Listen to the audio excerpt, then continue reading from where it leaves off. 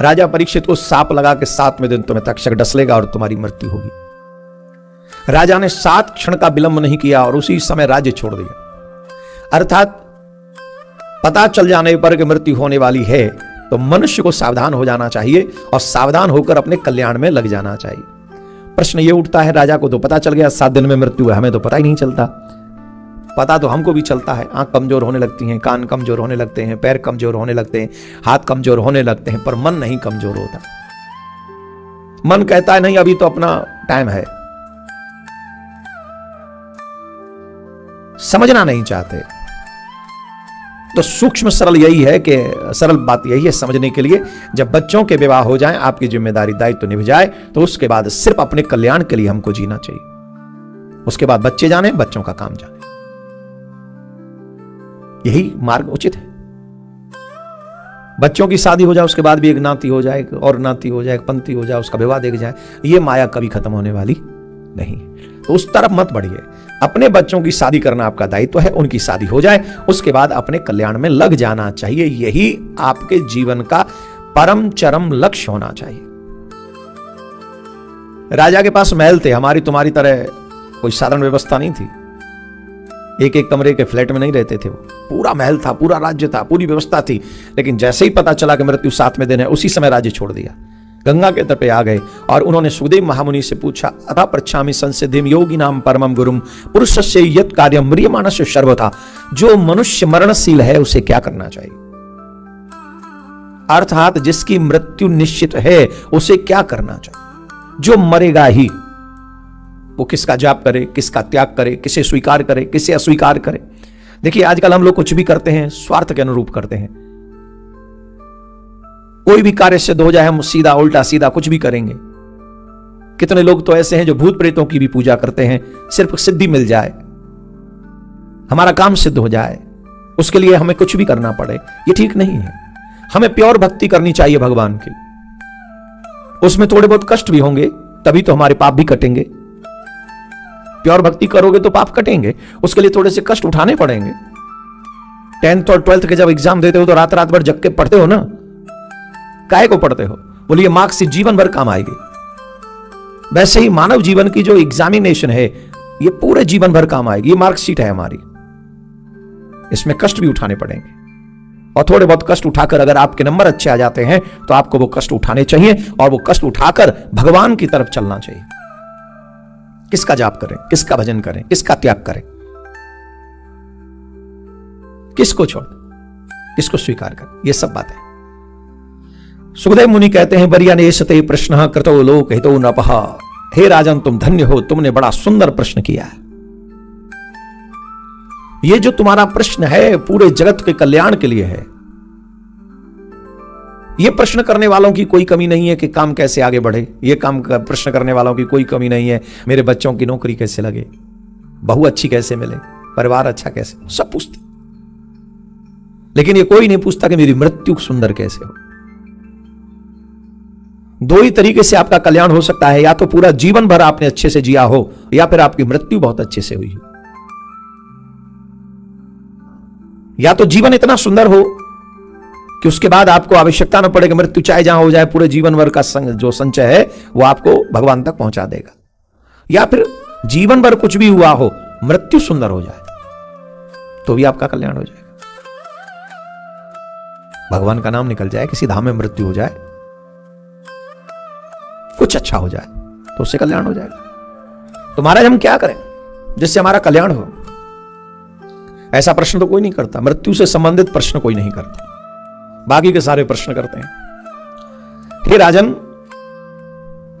मनुष्य 4 काम करके पूरा जीवन निकाल देता है।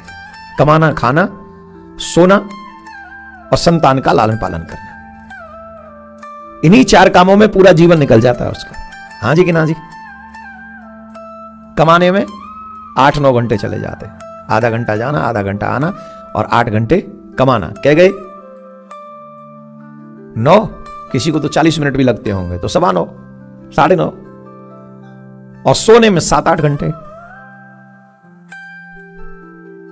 9 और 8 कितने हुए? जोर से बोलो। और 2-2.5 घंटे डेंटिंग पेंटिंग में। डेंटिंग पेंटिंग में 2-2.5 घंटे गए, कितने बचे?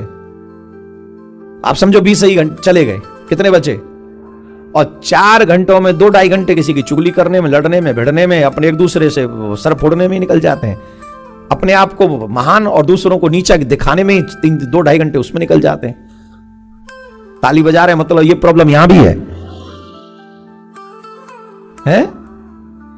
किसी को नीचा दिखाना, किसी को उल्टा बोलना, किसी को अपशब्द बोलना, लड़ना, भिड़ना, क्रोध करना, इसमें भी तो हमारे 2-2.5 घंटे जाते हैं।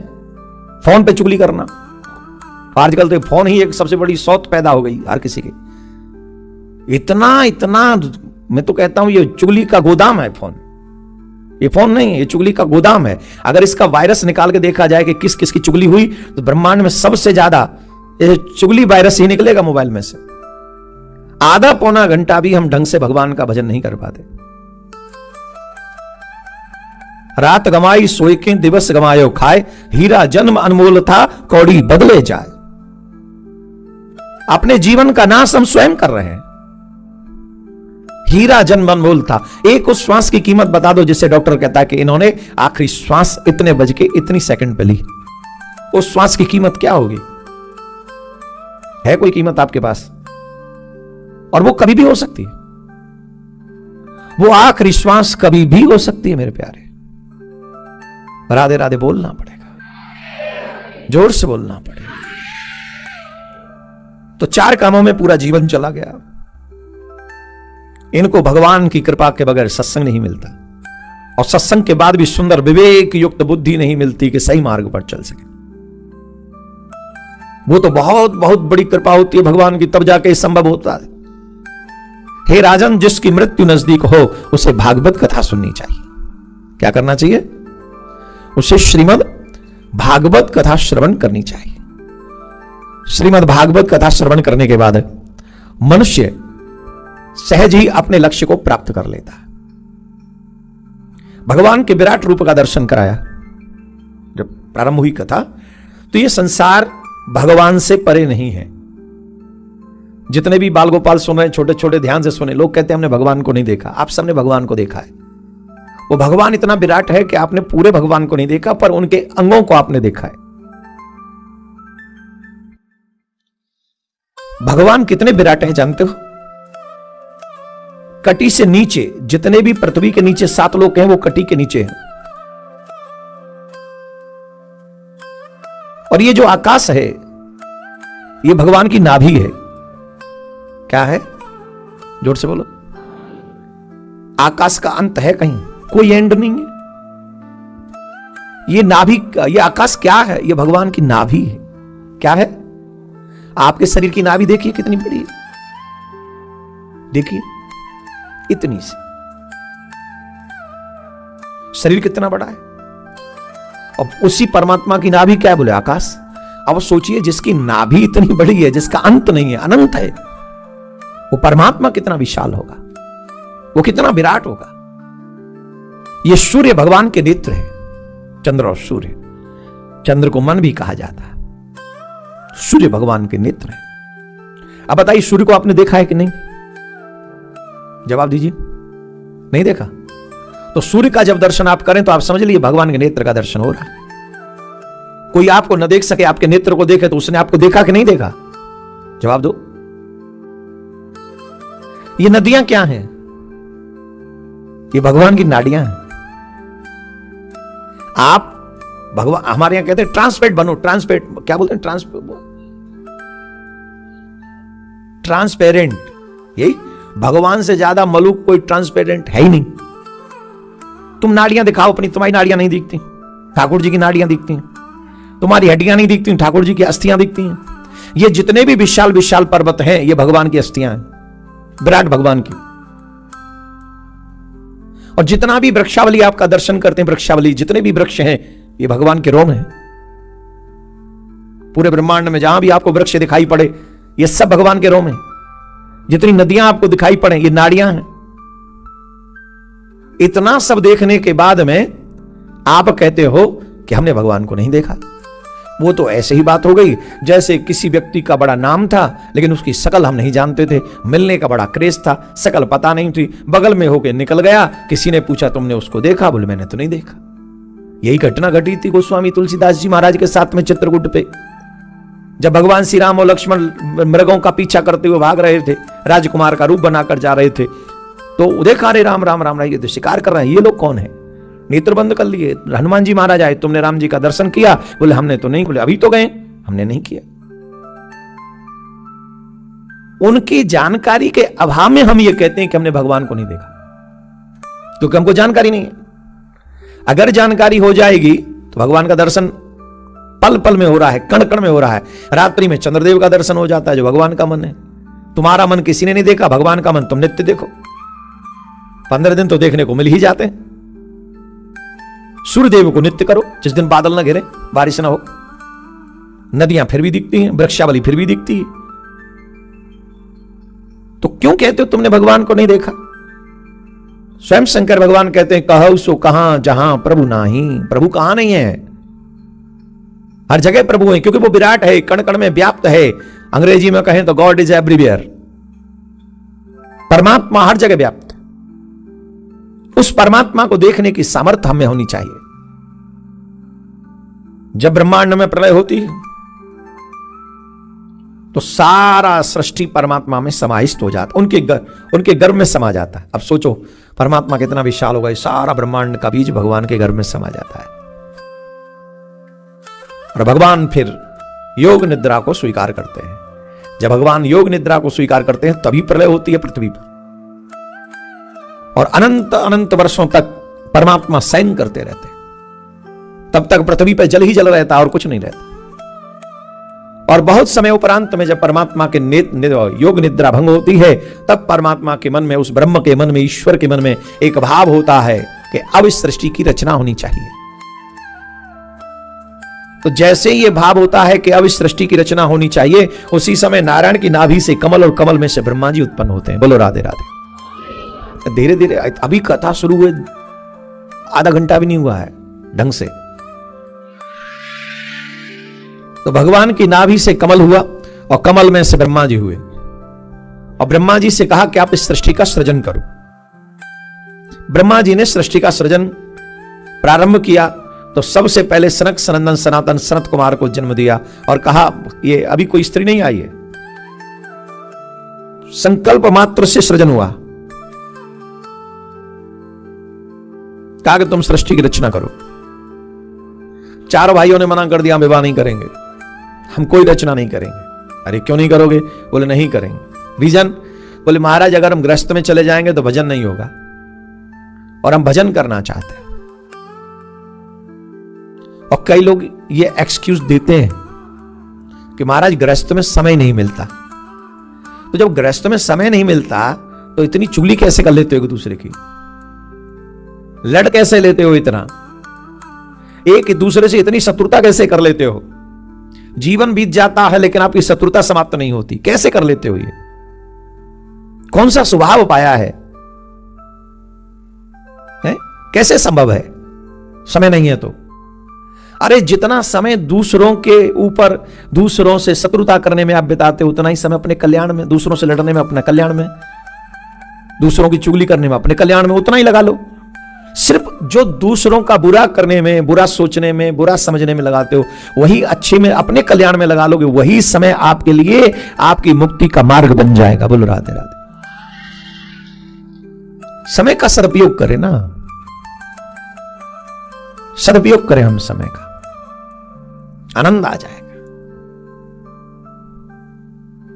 चार भाइयों ने मना कर दिया, हम विवाह नहीं करेंगे। ब्रह्मा जी को क्रोध आ गया, ब्रह्मा जी ने साफ दे दिया, तुम बड़े ही नहीं होगे, तुम छोटे ही बने रहोगे, बाल रूप में ही रहोगे। बहुत छोटे से स्वरूप में रहते हैं सनक सनंदन सनातन सनत कुमार। उन्होंने कहा महाराज आपने तो साफ नहीं दिया है, तो वरदान जैसा है हमारे लिए, ये तो वरदान हो जाएगा। क्यों? बचपन में किया हुआ भजन कई गुना ज्यादा लाभ देता है। माताजी पिताजी जितने भी छोटे छोटे बच्चे हैं वो ध्यान से सुनो, जितने भी बच्चे हैं माताजी पिताजी सुने ध्यान से। हमारे यहां कहते हैं माता पिता बैरी भय जिन्न पढ़ाई बाल। वो माता पिता शत्रु हैं जो अपने बच्चों को ज्ञान नहीं देते, पढ़ाते नहीं। हम अपने बच्चों से कहते हैं पढ़ लिख जाओ, कुछ बन जाओ, अच्छी बात है, कुछ पढ़ लिख जाओ, बन जाओ, लेकिन क्या बन जाए? बताइए, डॉक्टर बनना जरूरी है कि उससे पहले अच्छा मानव बनना जरूरी है? इंजीनियर बनना जरूरी है कि अच्छा मानव बनना पहले जरूरी है? अच्छे डॉक्टर भी बने, अच्छे मानव डॉक्टर बने, अच्छे मानव इंजीनियर बने, अच्छा जो भी हमको बनना है वो बने, लेकिन पहले अच्छे मानव बने, सबसे पहले अच्छे बने। और कितने अच्छे बने? वो अपना भी भला कर सके, औरों का भी भला कर सके। कम से कम इतने अच्छे बने कि हम अपना भी भला करें, औरों का भी भला करें। इतने अच्छे मानव हमको बनना, ये हम ट्राई कर सकते हैं, प्रयास कर सकते हैं, बनेंगे। हम अपने बच्चों को बचपन से भगवान से दूर रखते हैं। यहां तो मैं फिर भी देख रहा हूं कि बच्चों को भगवान के आगे ले जाते हैं, उनसे शंख बजवाते हैं, आरती करवाते हैं, उनको कथा में आप जैसे यहां ला रहे हैं आप लोग, यहां अच्छा ही है। लेकिन हमारे यहां तो बहुत बुरा हाल हो रहा है इस समय, सबके यहां नहीं। हमारे घर में बच्चे जो है, घरों की स्थिति यह हो गई है कि सुबह उठे स्कूल भाग गए, शाम को आए वो क्या नाम है, वो क्या होता है, वो एक और टीचर आता है पढ़ाने, या बच्चे जाते हैं वहां, ट्यूशन हो गया। उसी पढ़ाई और ट्यूशन के बीच में ही पूरा दिन निकल जाता है बच्चों का, समय नहीं बच्चों के पास। और उधर हमारे मुसलमान भाइयों को देखो, 5 साल के बच्चे को ही वो कुरान पढ़ाना शुरू कर देते हैं, और थोड़ा और बड़े हो जाएं वो बच्चे तो 5 टाइम नमाज अदा करते हैं।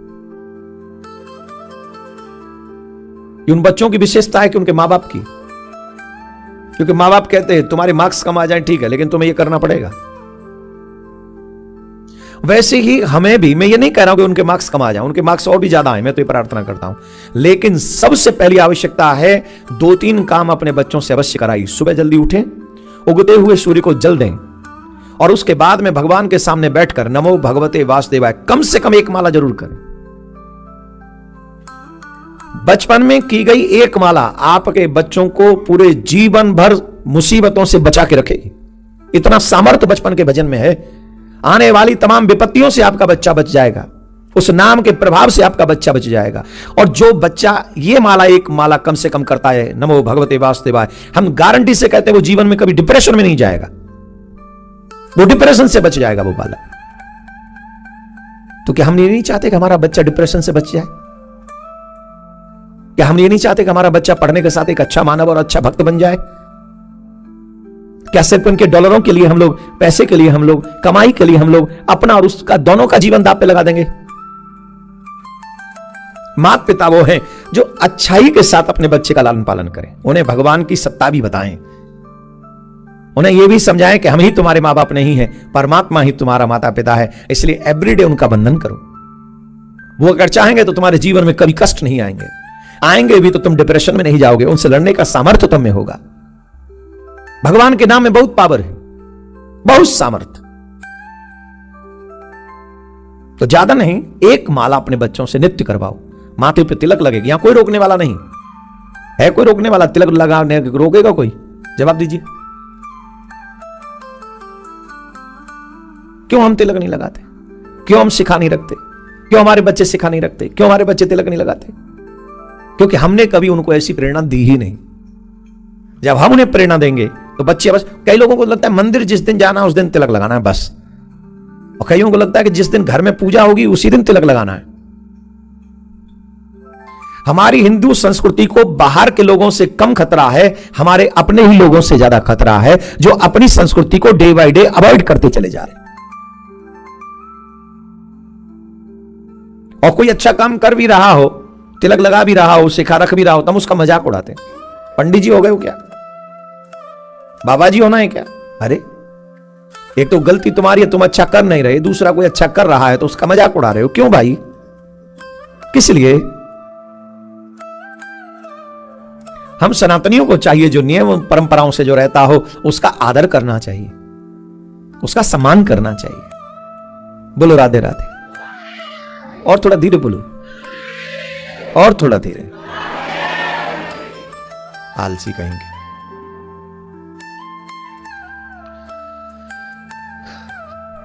इस प्रसंग को मैंने इसलिए कहा जिससे आप लोग ये सीखें कि बचपन से हमारे बच्चे कम से कम एक माला अवश्य करें, तिलक अवश्य लगाएं और सूर्य को जल अवश्य चढ़ाएं। ये 3 काम अपने बच्चों को कल से ही प्रारंभ करवाइए। हर सनातनी को यह कार्य करना चाहिए, तभी आप भी अच्छे मां बाप बन सकोगे। अरे भाई, आपके बच्चों का कनेक्शन परमात्मा से हो जाएगा। बचपन में मन भी निर्मल होता है, और जिनका मन निर्मल होता है भगवान को वही लोग प्रिय हैं, और बचपन में सबसे सुंदर समय है निर्मल मन होने का।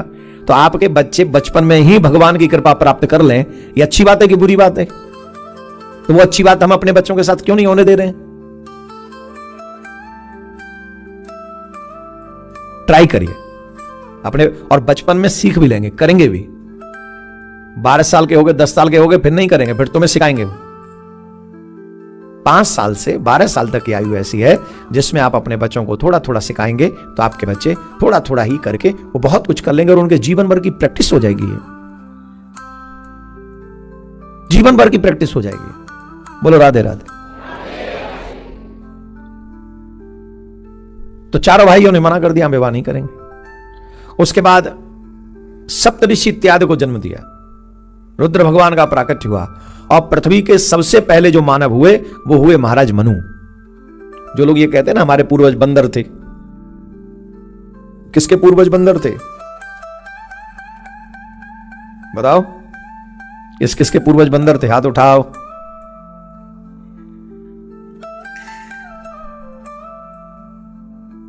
अब हमें नहीं पता किसके पूर्वज बंदर थे, पर हमारे पूर्वज तो बंदर नहीं थे। हमारे पूर्वज तो ब्रह्म हैं, ठाकुर जी हैं, गोविंद हैं, और जिनके ब्रह्म ही भगवान हो तो बंदर की क्या आवश्यकता है? हालांकि हमारे यहां बंदर भी पूजनीय है, आदरणीय है। हम लोग बंदर का भी, हम तो किसी का अपमान ही नहीं करते ना सृष्टि में। यही तो हमारी सुंदर संस्कृति है।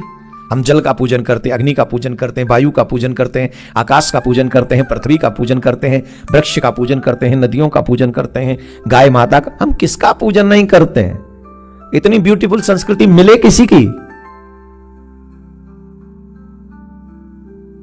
मिले कहीं? अरे हम भाग्यवान हैं कि हम सनातनी हैं। आप भाग्यवान हो कि आप सनातनी हो, और आपके बच्चे भाग्यवान हैं कि सनातनी हैं। और इस भाग्य को सराहो और इसे जियो। राधे राधे बोलना पड़ेगा, जीना चाहिए। तो महाराज मनु की संतान होने के कारण हम लोग मानव कहलाए। महाराज मनु की 3 पुत्रियां हुई, जिनकी एक पुत्री का नाम था देवहूति। उन देवहूति का विवाह कर्दम मुनि के साथ में हुआ। 9 कन्याएं हुई। 10वीं संतान के रूप में कपिलदेव भगवान का प्राकट्य हुआ। और जब कपिलदेव भगवान का प्राकट्य हुआ तो कपिलदेव भगवान से देवहूति मां ने प्रश्न किया, मेरे समान सौभाग्यवती स्त्री इस ब्रह्मांड में कोई नहीं होगी। सबसे पहले राजा की पुत्री राजकुमारी हूं मैं। राजकुमारी हूं मैं। दूसरा, कर्दम मुनि जैसे योगी की पत्नी हूं मैं। तीसरा, स्वयं भगवान की मां हूं मैं। आप तो भगवान हैं। इससे बड़ा सौभाग्य क्या हो सकता है? परंतु मेरे मन में एक बात है, मेरा मन जो है अभी भी, मेरी इंद्रियां शांत नहीं है, तृप्त नहीं है। इंद्रियां अतृप्त हैं। अच्छा बताओ, ये इंद्रियां शांत हो, तृप्त हो सकती हैं? दिन में भोजन कितनी बार करते हो? हैं? वो जो ड्राइव थ्रू से लेते हो, वो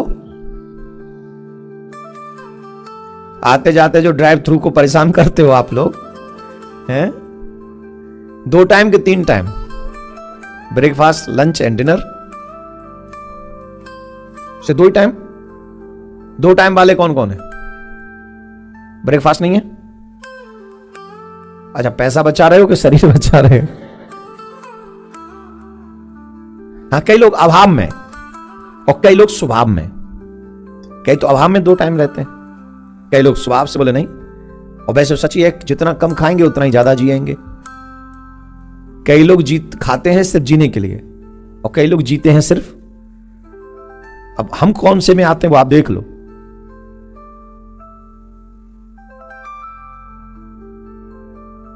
तीन टाइम खाते हैं या समझो 2 टाइम खाते हैं, 2 समय तो लेते ही हैं, लेकिन अगले दिन फिर ये तैयार हो जाती हैं इंद्रियां। होती है कि नहीं? फिर खा लो जो सारा फेवरेट है, फिर खा लो जितना अच्छा है, फिर खा लो जो जो तुम्हारा मन है, फिर खा लो। अगले दिन फिर तैयार हो जाती हैं इंद्रियां। एक दिन 24 घंटे लगातार बोलो, अगले दिन मौन रह पाओगे? जवाब दो। नहीं बोलोगे फिर? जितनी फिल्में देखनी है एक दिन में देखो आंखों से, फिर अगले दिन कंट्रोल कर लोगे? मतलब ना नेत्रों पे कंट्रोल है, ना वाणी पे कंट्रोल है, ना मुख पे कंट्रोल है, ना श्रवणों पे कंट्रोल है। हमारा कंट्रोल हमारी इंद्रियों पे है ही नहीं। अनकंट्रोल इंद्रियां ही हमारे दुख का कारण है, और जिनकी इंद्रियां कंट्रोल में है वो सुख का कारण है। पुत्र, इतना सब कुछ होने के बाद भी, मानव जीवन मिलने के बाद भी मेरी इंद्रियां तृप्त नहीं है। क्यों? तो बात आती है भोगान भोक्ता भय में भोक्ता। भोग कभी भोगे नहीं जाते, ये भोग हमें भोग रहे हैं। हम भोगों को नहीं भोग रहे हैं, ये भोग हमें भोग रहे हैं। भोग रहे हैं कि नहीं? सुख भोगते भोगते बचपन चला गया, सुख भोगते भोगते जवानी जा रही है, सुख भोगते भोगते बुढ़ापा भी चला जाएगा। फिर आएगा क्या? सुख कम हुए क्या? पैदल चलते थे बचपन में, जवानी में साइकिल गाड़ी में चलने लगे, बुढ़ापे में और भी लंबी लंबी गाड़ियां आ गई, मकान आ गए, सब व्यवस्थाएं हो गई, लेकिन उम्र तो गई ना।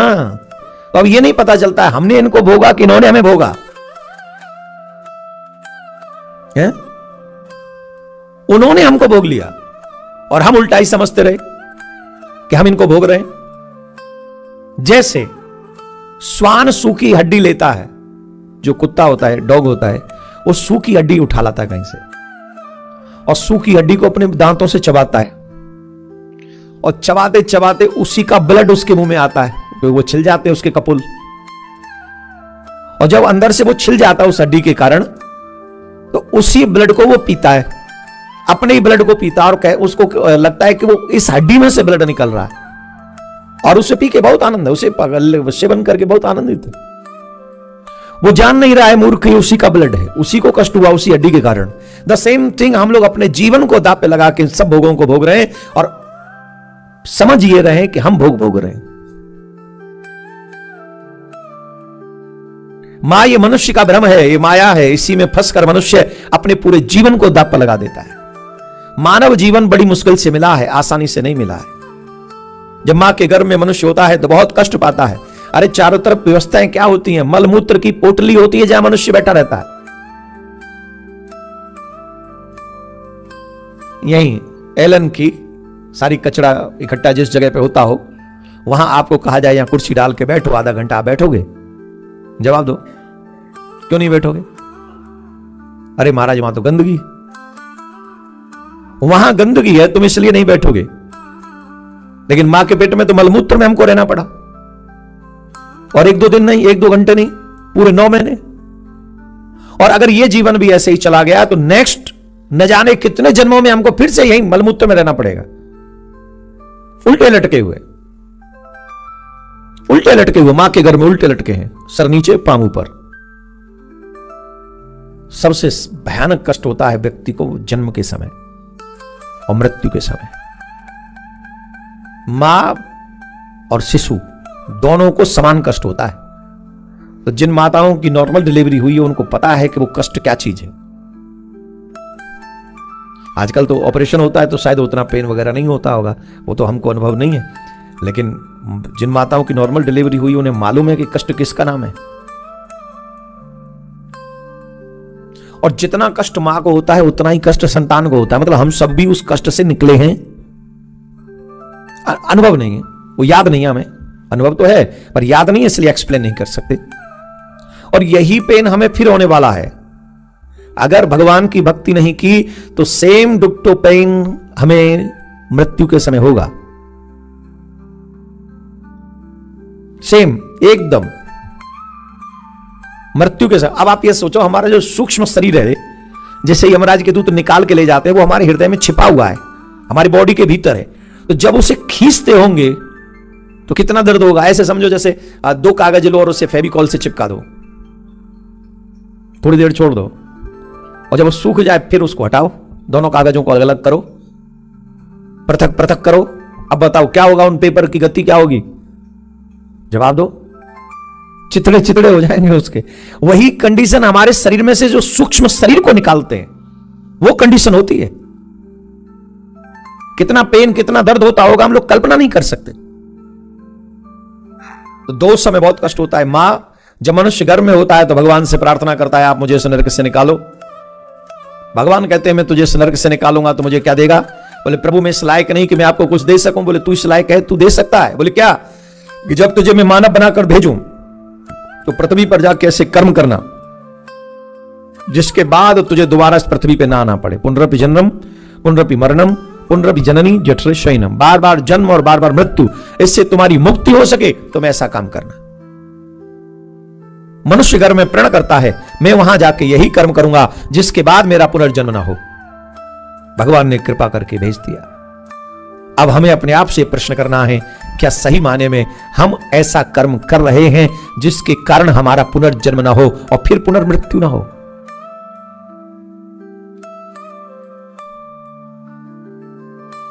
और अगर हम ऐसा नहीं कर रहे हैं तो यह हमारे लिए सबसे बड़ा लॉस है। ये सबसे बड़ा लॉस है। इस संसार में जब तक रहेंगे तब तक कुछ ना कुछ मिलता रहेगा, खोता रहेगा, कुछ ना कुछ आता रहेगा, जाता रहेगा। लेकिन अगर कल्याण नहीं मिला तो यह जीवन का सबसे बड़ा लॉस होगा। इसलिए भगवान के नाम की शरणागति लो। अपने गुरु के द्वारा दिए हुए मंत्र में सच्ची निष्ठा रखकर इतना जाप करो, इतना जाप करो, देवता भी तुम्हारे स्वागत के लिए तैयार हो जाए। ये करना पड़ेगा और कोई ऑप्शन नहीं है, कोई अपॉर्चुनिटी नहीं है आपके पास दूसरी। मन लगा के भजन करो। मां अपने मन को संतों के चरणों में लगाओ। संतों के संग लगने से क्या लाभ? कपिल मुनि कह रहे हैं अपने मन को संतों के चरणों में लगाओ। बोले क्यों? उससे क्या मिलेगा? बोले जब भी संतों के पास जाओगे वो भगवान की सुंदर सुंदर कथा सुनाएंगे, और सुंदर सुंदर कथा सुनाएंगे तो क्या होगा? बोले ये मन जो है भगवान के चरणों में लग जाएगा, और जिस दिन भगवान के चरणों में हमारा ये मन लग जाएगा उसी दिन ये मन मुक्त हो जाएगा, ये शरीर मुक्त हो जाएगा, आत्मा मुक्त उसी दिन हो जाएगी। एक पॉइंट नोट करो, बंधन क्या है? ये मन संसार का चिंतन करे ये बंधन है, और ये मन परमात्मा का चिंतन करे ये मुक्ति है। परमात्मा का अगर चिंतन आपका मन करता है तो ये सबसे बड़ी मुक्ति, सहज मुक्ति। और ये मन संसार का ही चिंतन करता रहे, नाती पंथी का चिंतन करे, पति पत्नी का चिंतन करे, बहू बेटे का चिंतन करे, काम धाम का चिंतन करे, घर मकान दुकान का चिंतन करे, यही बंधन है। इसलिए हमारे यहां व्यवस्था है कि बच्चों की शादी होने के बाद में हम सारी जिम्मेदारी अपने बच्चों के हवाले कर देते हैं, उसके बाद अपने कल्याण में लगते हैं। यही मुक्ति है, यही करना भी चाहिए। कपिल देव भगवान ने अपनी मां को सुंदर उपदेश दिया और मां ने उपदेश को ग्रहण किया और उपदेश लेकर मां का कल्याण हुआ। सती चरित्र, ध्रुव चरित्र का प्रसंग है। ध्रुव जी की कथा हमको सिखाती है कि भगवान कभी कभी हमारे जीवन में घटना इसलिए घटती हैं जिससे हम उनसे प्रेरणा लेकर या उनसे प्रेरित होकर या उनसे प्रभावित होकर हम भगवान की तरफ लग जाते हैं। कहां लग जाते हैं? भगवान की तरफ लग जाते हैं। ध्रुव जी की 7वीं बचपन में ऐसी घटना घटी, यही घटना घटी। 5.5 साल के ध्रुव अपने पिता की गोद में जाकर बैठे थे। छोटी मां ने ध्रुव जी को कहा कि तुम्हें अगर बैठना है अपने पिता की गोद में, मेरी कोख से जन्म दे। ध्रुव जी रोते हुए मां के पास में गए और सुनीति ने कहा कि तुम क्यों रोते हो? बोले मेरी मां ने मेरे साथ ऐसा व्यवहार किया। छोटी मां ने, सौतेली मां ने। मां ने कहा कि देखो इस संसार में शरीर के माता पिता तो तुम्हारे कितनी बार जन्म हुआ, कितनी बार मृत्यु हुई, कितने माता पिता बने, कितनी बार तुम माता पिता बने, ये संसार का संबंध कौन जानता है? अभी इस शरीर के जो माता पिता हैं आपके, पिछले जन्म में कौन थे? याद है किसी को? मालूम है किसी को? अगली बार कौन माता पिता बनेंगे? कोई नए नहीं मिल जाएंगे। और कितने जन्म हुए हैं अभी तक? जब से पृथ्वी है तब से हमारा जन्म हो रहा है, अलग अलग अलग अलग अलग अलग अलग अलग, कोई लिमिट नहीं है। इसलिए किसकी गोद में बैठे हो, किसकी गोद में नहीं बैठे हो, इससे कोई फर्क नहीं पड़ता। हां, एक बार ऐसा प्रयास अवश्य करना चाहिए कि उस परम पिता की गोद में बैठा जाए जिस गोद में से कोई उतार ना सके। वही परम पिता है और वही जन्म धन्य है, वही जीवन धन्य है, जिस जीवन में हम और सब प्रयास करके उस परम पिता की गोद में बैठे, जिसके बाद दोबारा इस पृथ्वी पे आना न पड़े। मां की बात अच्छी लगी, कहा मैं जाऊंगा उस पिता की गोद में, कैसे बैठ सकता हूं, उपाय बताइए। बोले तपस्या के माध्यम से। मैं अभी जाता हूं। बोले जाओ, लेकिन एक काम करो। क्या? पहले छोटी मां को प्रणाम करो। जिसकी मैं नहीं मरती उसे मोहन नहीं मिलता। हमारे और भगवान के बीच में अगर सबसे बड़ा कोई बाधा है तो वो है हमारा अहंकार, मेरी मैं। छोटे से छोटे व्यक्ति को अहंकार है, बड़े से बड़े व्यक्ति को अहंकार है, अपनी मैं नहीं छूटती।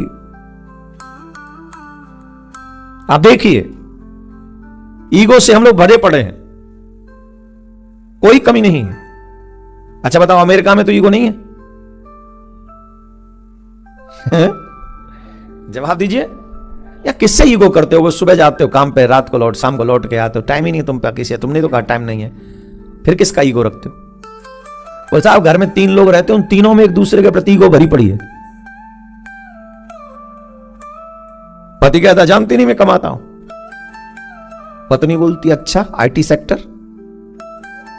तू आईटी में, तो मैं आईटी में नहीं हूं क्या? मैं तेरे से कम कमाती हूं क्या? तो अच्छा, तो फिर पति फिर डाउन हो जाता है, बोले हाँ तू भी तो कमाती है। दोनों ही, अच्छा यहां घर भी तभी चलता है जब दोनों कमाएं, है कि नहीं? अच्छा, और चारों कमाने लग जाए तो बात बन जाएगी। जितना कमाते हो उतना ही बड़ा घर ले लेते हो। तेरा तुझको अर्पण क्या लागे मेरा। जितना बड़ा घर ले लोगे उतना ही वो किस्त भरना पड़ेगा, क्या बोलते हो उसको, हाँ EMI भरनी पड़ेंगे। फिर उतनी बड़ी गाड़ी ले लेते हो, फिर उसकी EMI, फिर वो अभी आईफोन आ रहा है शायद मेरे विचार से, आ रहा है कि आ गया? किस किसने ऑर्डर कर दिया है? हाँ देखो, सब रेडी हैं। तो ये कितना क्या है, ये तो संसार में फंसे ही हैं। ईगो से खत्म करो, ईगो को, ईगो नहीं लाना, ईगो नहीं होना चाहिए। पहले जाओ छोटी मां को प्रणाम करो, और जिस मां ने अपमान किया उसी मां को प्रणाम करो। यह है मां सुनीति का ज्ञान। देखिए हम कई बार बोल चुके हैं इस बात को, अगर मां चाहे तो अपने बच्चे को भगवान का परम भक्त बना सकती है।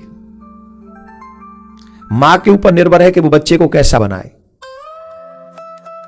पिता से ज्यादा बच्चा मां के साथ रहता है या रहती है, बेटी भी साथ में उन्हीं के रहती है।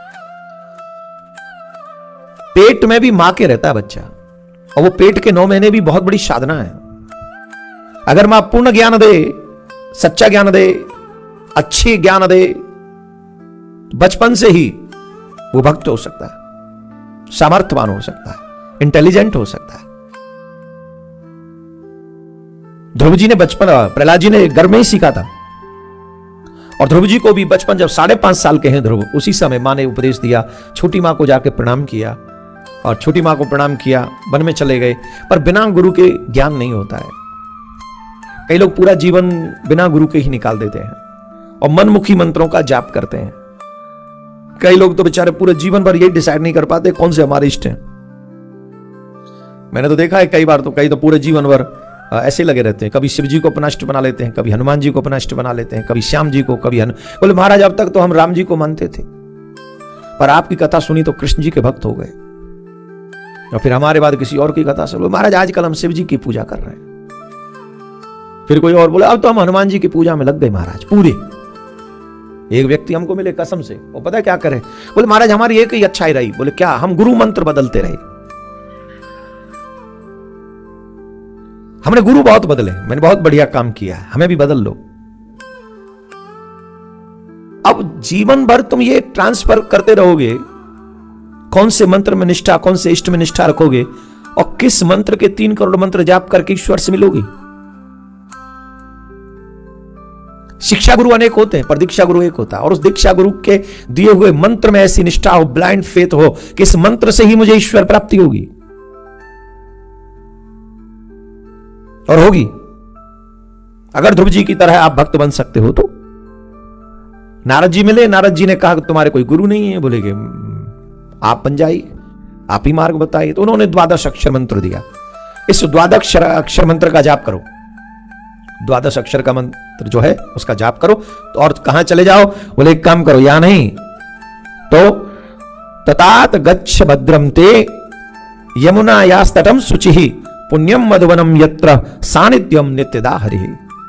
तो मधुवन मतलब मथुरा चले जाओ, जमुना जी के तट पे चले जाओ, वहां जाकर भगवान का भजन करो, वहां नित्य भगवान का सानिध्य है। ये सतयुग की बातें हो रही हैं। ध्रुव जी को कह रहे हैं कि तुम वहां चले जाओ मथुरा में, वहां नित्यवास भगवान का है। गुरु की आज्ञा मानकर। हमारे चेला कौन कौन है? हाथ उठाओ। अगर हम तुमसे कहें अमेरिका छोड़ो और मथुरा चले जाओ अभी, कौन कौन हमारी बात मानेगा?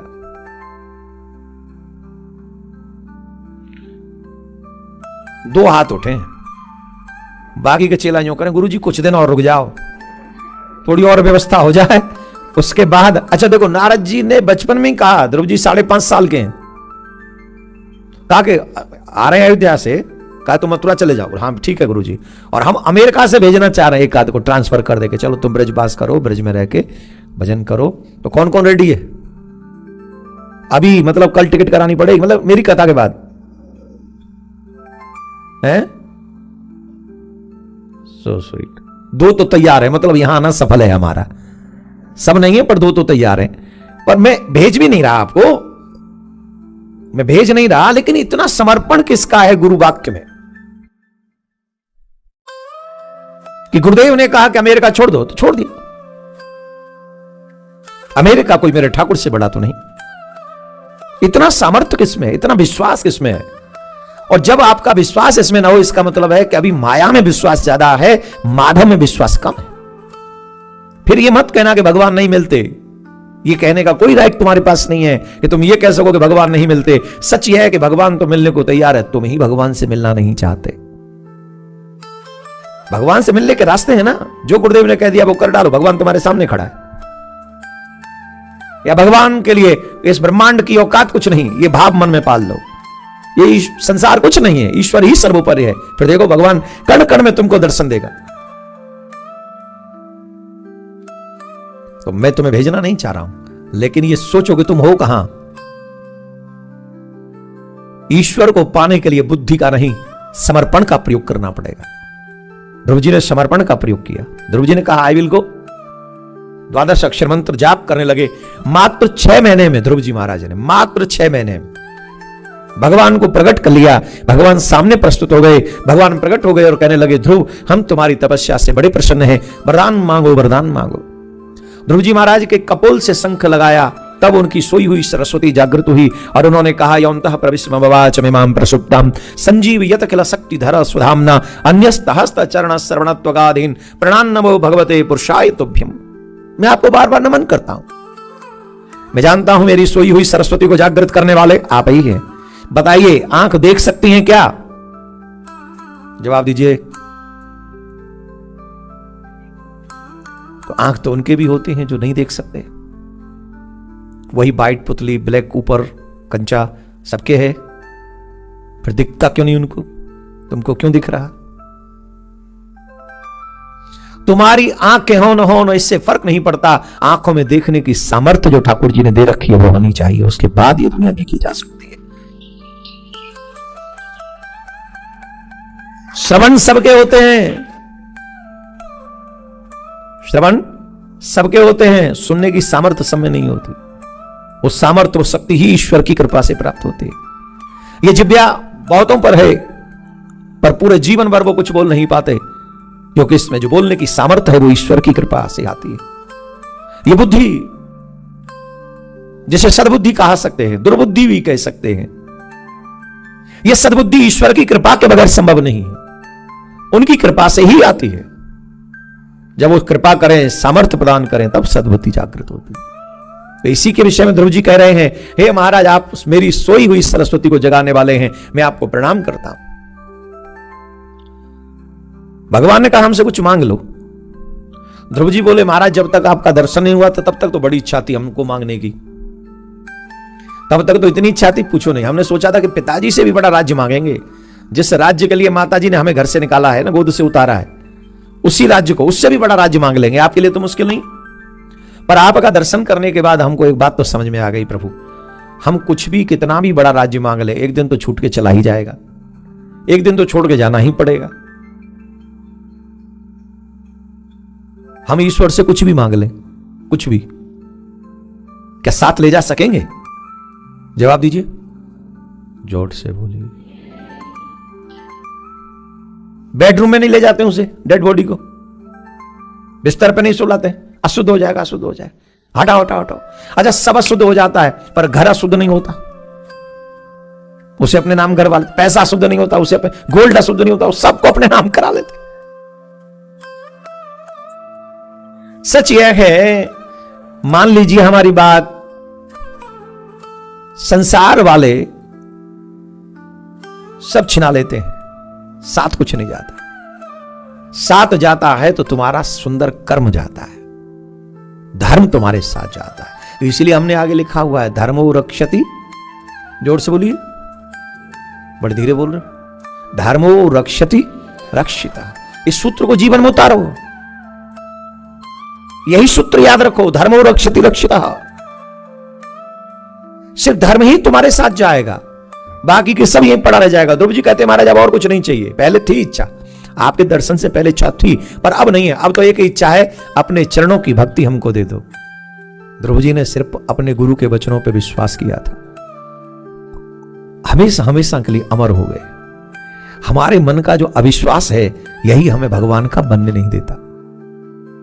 यहां राजा बनने गए थे, वो भी मांगा ही नहीं, छोड़ दिया कि नहीं चाहिए, अब फिर भी राजा बन गए, यहां भी बने वहां भी बने। किसके लिए? बोले गुरुदेव ने जो मंत्र दिया उसमें निष्ठा के साथ उन्होंने जाप किया, वो निष्ठा मजबूत होनी चाहिए। ध्रुव जी के वंश में पृथु भगवान का प्राकट्य हुआ। पृथु भगवान ने बहुत यज्ञ किए, अश्वमेध यज्ञ किए, इंद्र को थोड़ा समझाया, आदि आदि क्रम है। प्रियव्रतोपाख्यान, प्रियव्रत जी के वंश में ऋषभदेव भगवान का प्राकट्य हुआ। ऋषभदेव भगवान के द्वारा जैन धर्म चला, उनके पुत्र हुए भरत, उनके 3 जन्मों का वर्णन भागवत में आता है। यह सुंदर सुंदर प्रसंग है। समुद्र मंथन इत्यादि का प्रसंग आता है, प्रहलाद जी महाराज का प्रसंग आता है 7वें स्कंद में। और 7वें स्कंद में जब प्रहलाद जी महाराज की कथा आती है तो बड़ी अद्भुत है। भक्तों को परीक्षा देनी ही पड़ती, भक्तों को परीक्षा देनी ही पड़ती। अगर भक्त हैं तो परीक्षा लेने वाला भी भगवान है, और परीक्षा में तुम्हारे साथ खड़े रहने वाला भी भगवान है, और उस परीक्षा में पास कराने वाला भी। बस हमें क्या करना है? बोले हमें एक ही बात करनी है, जब परीक्षा काल आए तो धैर्य नहीं खोना है। क्या करना है? जब परीक्षा काल आए तो धैर्य नहीं खोना है। भगवान अपने आप पार लगा देगा, वो स्थिति बना देगा, वो परिस्थिति बना देगा। और ये स्थिति बनाना, परिस्थिति बनाना, ये मानव के हाथ में नहीं है, भगवान ही डेवलप करता है। तो आपको विषम परिस्थिति में अधैर्यवान नहीं, धैर्यवान होना चाहिए। जो मनुष्य जितना धैर्यवान होता है उतना ही सफल होता है, याद रखिएगा इस बात को। तो धैर्य जो खो देते हैं वो गड़बड़ हो जाता है। अधैर्यवान मनुष्य उल्टे सीधे कदम उठाते हैं, और उल्टे सीधे कदम कब तक साथ देंगे? एक आध 2 दिन फंसा ही देंगे। इसलिए उल्टे सीधे कदम नहीं, धैर्य रखकर धर्म के पथ पर चलते रहो, बिना इसकी परवाह किए कि लोग क्या सोचते हैं। लोगों को सोचने दो, तुम अपना काम करते रहो, कोई और देखे ना देखे, ठाकुर जी देख रहा है। भरत जी महाराज के 3 जन्मों का वर्णन है। प्रहलाद जी महाराज की भक्ति में परीक्षा कोई कम नहीं हुई। जहर पिलाया गया, पर्वत की शिखर से गिराया गया, अग्नि में जलाया गया, तपते हुए खंबे से बांधा गया, लेकिन क्या प्रहलाद जी ने धैर्य खोया? जवाब दो। एक माता जी की बात मुझे कोरोना काल की याद आ रही है। विश्वास की कैसे जीत होती है पता चलता है। एक माता जी थी दिल्ली की, उन्हें कोरोना हो गया था और ये पहले वाले सीजन में हुआ था उनको कोरोना। और पहले वाले सीजन में तो आप समझ ही रहे हो जो हालत थी, यही नहीं पता था देना क्या है। सब लोग आईसीयू में पट के जा रहे थे, सबको, घर वाले भी मुड़ के नहीं देख रहे थे। तो उन्होंने कहा माता गुरु जी, मैं जब आईसीयू में गई और मुझे तो लगा कि अब तो पता नहीं क्या होगा, तो मैं तो सिर्फ प्रिया कांजू का और आप ही का नाम जाप कर रही थी कि जो मन करे सो कर लो, अब तो आप ही हो हमारे और कुछ नहीं, प्रिया कांजू का स्मरण। मैंने कुछ देर बाद देखा, मेरी आंखें खुली हुई थी, मैंने ये देखा कि उस आईसीयू रूप में आप व्हाइट ड्रेस पहने हुए वहां खड़े हुए थे और मेरे सर पे हाथ फिरा रहे थे और आप कह रहे थे कि तू चिंता मत कर, अच्छी होकर निकल जाएगी।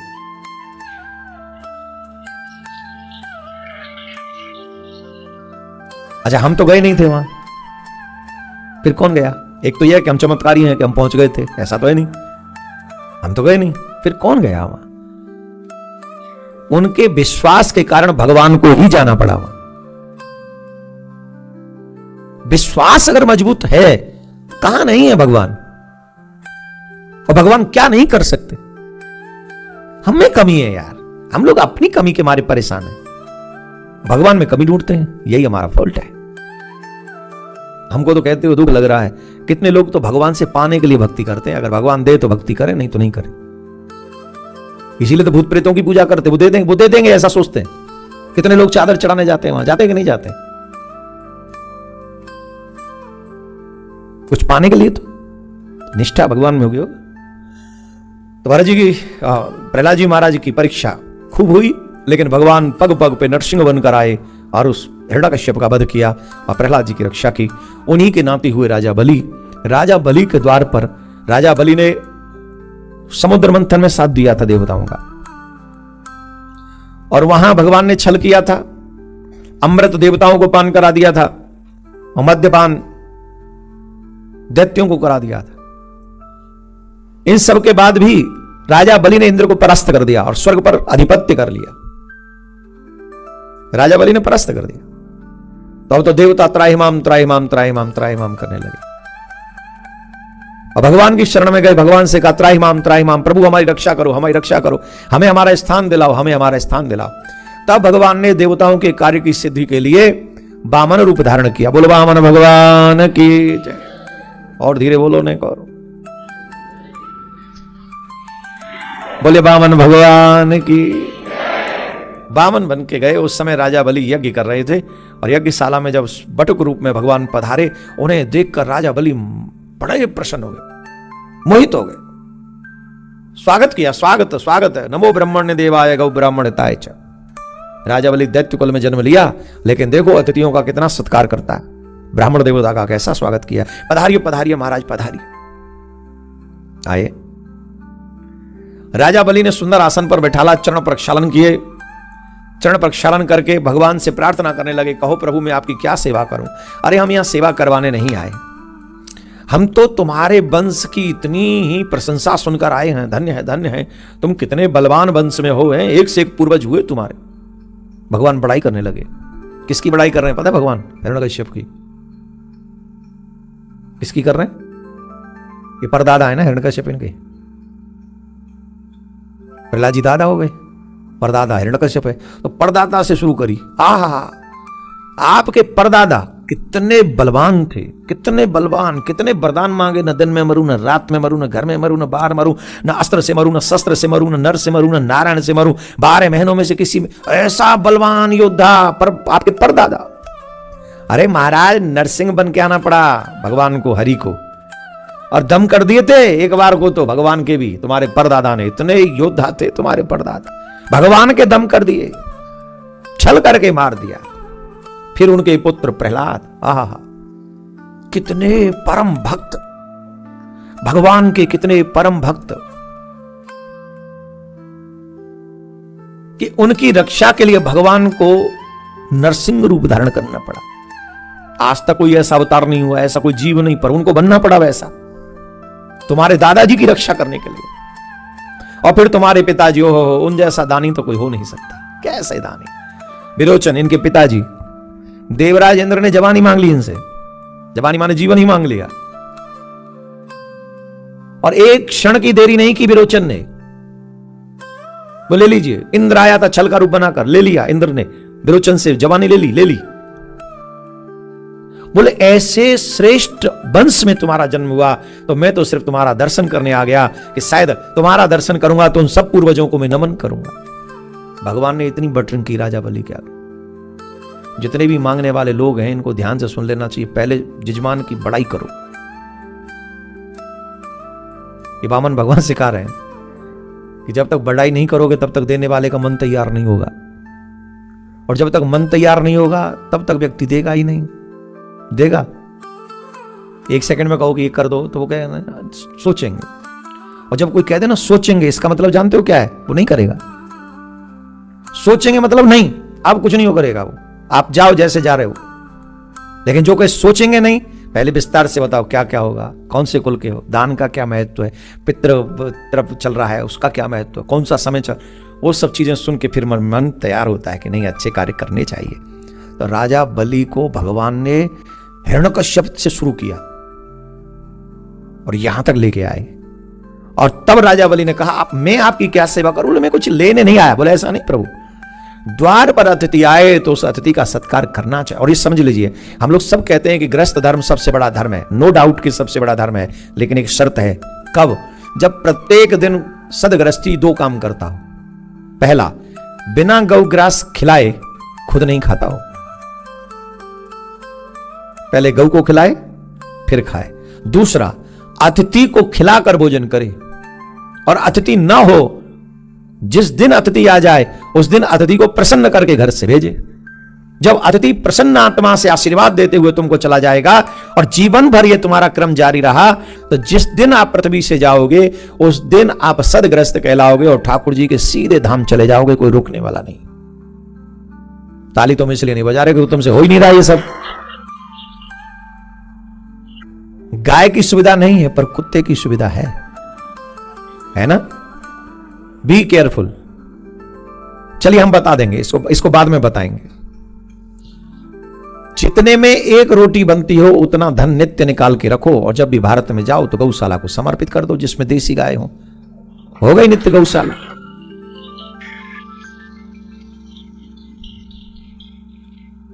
जितने में 1 रोटी आपके घर की बनती हो उतना निकाल के रख दो ठाकुर जी के आगे, हर दिन निकालो कि ये गौ माता के लिए है। और जब जाओ आप भारत में तो जिन जिन को आप जानते हैं आपके गुरुजनों की, संत महात्माओं की गौशाला होगी, उनको जाके दे दो, लेकिन देना वहीं जहां देसी गाय हो, जर्सी गाय नहीं होनी चाहिए। समझ रहे हैं आप? ये करो, गौ को दान करो और आने वाले अतिथि का सम्मान करो, यह कार्य जरूरी है।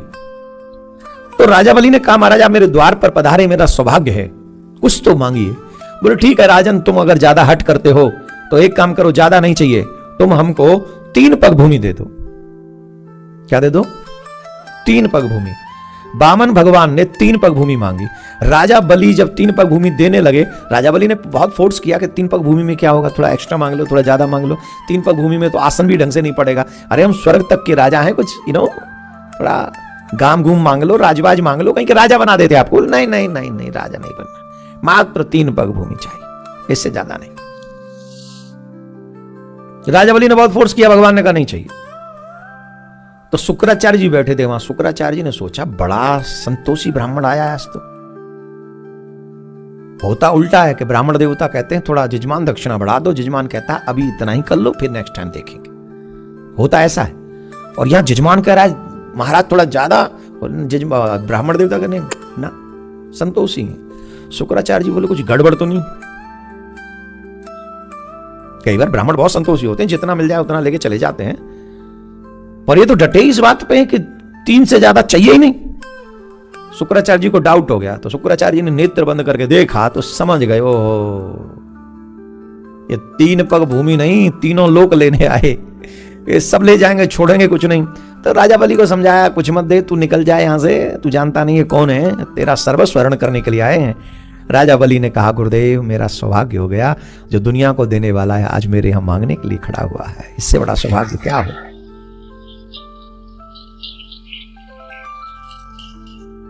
जब कोई विशिष्ट अतिथि या परमात्मा या गुरु या कोई ऐसा जो विशिष्ट हो, अगर वही मांगे तो अपने दिन का परम सौभाग्य उसको समझना चाहिए, जीवन का। जो ईश्वर सबको देता है महाराज, मेरे द्वार पे खड़ा है, और आज अगर नहीं दिया तो ब्रह्मांड में अपयश होगा मेरा। और दौलत, संतान, राज्य, व्यवस्थाएं, ये धन नहीं है। तो धन क्या है? बोले तुम्हारे जाने के बाद भी यशगान इस पृथ्वी पे तुम्हारे नाम का होता रहे, यही सबसे बड़ा धन है और यही कीर्ति है जिसे मनुष्य को कमाना चाहिए। राजा बलि को तुम्हारे पड़ोसी थे, जवाब दो, जानते हो कि नहीं? राजा हरिश्चंद्र तुम्हारे पूर्वज थे, जानते हो कि नहीं? किसके कारण? भगवान श्री राम, भगवान श्री कृष्ण, राजा बलि, प्रहलाद, ध्रुव, इनकी कीर्ति के कारण आप जानते हो। चाहे वो किसी युग में, त्रेता युग, सतयुग, द्वापर युग में हुए हो, लेकिन कलयुग में भी भागवत में आप उनकी चर्चा कर सुन रहे हो। यही कीर्ति है, यही सच्चा धन है, और यही सच्चा धन आपको इस पृथ्वी पर जीवांत रखता है। 3 पग भूमि से ज्यादा नहीं चाहिए। गुरुदेव लीजिए। गुरुदेव ने मना किया, राजा बलि नहीं रुके, संकल्प करने की तैयारी हुई और 2 ही पग में सारा ब्रह्मांड नाप लिया। राजा बलि का सर्वस्व लेने के बाद भगवान बोले, तू तो बड़ा कह रहा था 3 पग भूमि कम पड़ेगी, अब तो तेरा सर्वस्व चला गया, अब बता तीसरा पग कहां रखूं? अगर 3 पग भूमि तूने पूरी नहीं दी तो तुझे पाप लगेगा, नरक में जाना पड़ेगा। ध्यान से सुनिए सभी दानी लोग, एक बार भी अगर आपने अपने मन से कोई संकल्प ले लिया हो तो उसे पूर्ण करना चाहिए। संकल्प दान का, कोई भी अच्छे कार्य का, कभी झूठ नहीं बोलना चाहिए। आप देखो, वामन भगवान 3 पग भूमि लेने आए थे, 2 ही पग में सारा ब्रह्मांड नाप लिया, फिर भी कह रहे तुझे नरक जाना पड़ेगा। कई लोग बड़ी बड़ी लंबी लंबी डींगे हाँकते हैं, हम ये दान करेंगे, हम ये दान कर दिया, हम वो दान कर दिए, और फिर करते कुछ नहीं, फिर झूठ बोलते पाप लगता है। ऐसा नहीं, कम बोल के ज्यादा करो, लेकिन करो। इसका मतलब ये नहीं कि दान ही मत करो, दान भी करना चाहिए। कलयुग में एक ही चरण बचा है धर्म का, लेकिन मनोबल वेग से पूरा ईमानदारी से दान करना चाहिए। बोले बता राजा, तूने 3 पग भूमि कही थी, अगर तूने 3 पग भूमि नहीं दी तो तुझे पाप लगेगा। तो राजा बलि ने कहा, प्रभु एक बात बताइए, दान बड़ा होता है कि दानी? बोले दानी बड़ा होता है। झट वामन भगवान के आगे लेट गया राजा बलि। 2 पग में आपने मेरे दान को नापा है, 1 पग में आप मुझे नाप लीजिए, मेरा संकल्प पूरा हो जाएगा। बोलो राधे राधे। सब कुछ भगवान का है।